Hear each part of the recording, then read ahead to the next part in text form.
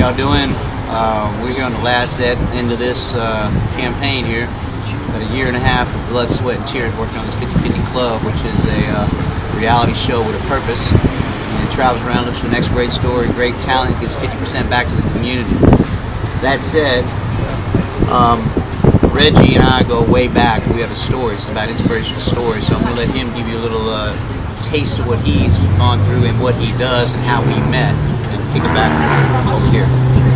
Well, you know, my story is not something that's in some ways it's a sweet and it's a sour part of the story that I'm going to tell. You said, you know, once as a teenager, I got caught up in what you call the life of at risk.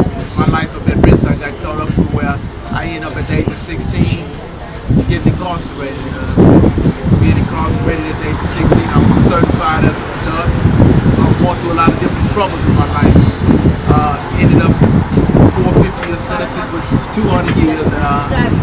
Went to prison, and everything was going downhill for me. My first couple of years in prison, solitary, fields. My whole life was going in the gutter, and all of a sudden I uplifted myself. I came out the gutter, and I found a new direction and got myself back on course. And I ended up on a unit called Central Unit. I met on Central Unit. Time went on. I met Rob on Central Unit. We connected on the unit. Caught him in his most down moments, needing some help, and I kind of gave him a reaching hand. I gave him a hand, helped him get out the field, helped him while he was on the unit, helped him get on the weightlifting team. I kind of took him and put him under my wing and tried to work his way through, teaching him how to do time and not let time do him. Exactly. So as time went on, Rob got himself together. He got a job where I was in the soap factory. So we was on the weightlifting team together. So I mean, me and Rob went through a lot of different things together. You know what I'm saying? But before all this, he had already started the Scared Straight program, and that's where he got on the Central Unit. I'll let him tell you a little bit more about that. Right. Yeah, the Scared Straight program, the program that I actually am doing now, which I try to not call it Scared Straight, because I understand that when I was in the life of crime, fear is only a temporary thing. So fear lasts temporary, but education lasts a lifetime. So what I wanted to do is that we started a program called Operation Outreach OG1 once I was released from prison. But while I was in prison, I was bringing young people from all over the state, taking them to the field, taking them to solitary, working them hard, trying to give them an inside look at a place that I didn't want them to be at because I was there. So I was able to work with thousands and thousands of young people while I was in prison. So when I was released from that place, I wanted to put together another program that I knew that would connect with that one. And now since I've been out here the last 17 years, I've been working with young people on the outside here. The program, we going to schools, going to juvenile youth facilities, re-entry programs, teach young men how to be fathers that don't have fathers in their lives. So we try to work with a group of young people while we're on the street. And all of a sudden I ran into Rob again out here again. And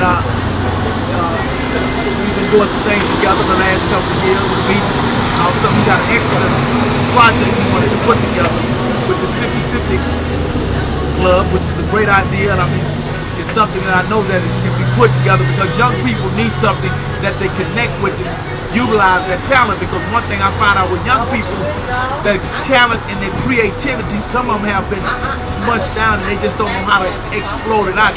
And one thing about I learned in prison, most inmates that I met had some type of creative talent that they could always be used and utilized if it's brought out. And I think the 50/50 Club and this project can use this project to bring out the talent in all our children the right way. While bringing out the talent, it can also get them connected back to being somebody that could be a sharer, a giver, and somebody that could be connected with the community that they live in and that they live around. So I think that this project will not only build strong individuals to find out their own talent, it would also connect them back to what we need today, building jobs, building strong families, and building a strong community.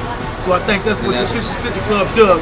It connects you in all these different things on connecting you with strong families, strong jobs, and a strong community. And it teaches young people that it's all right to share.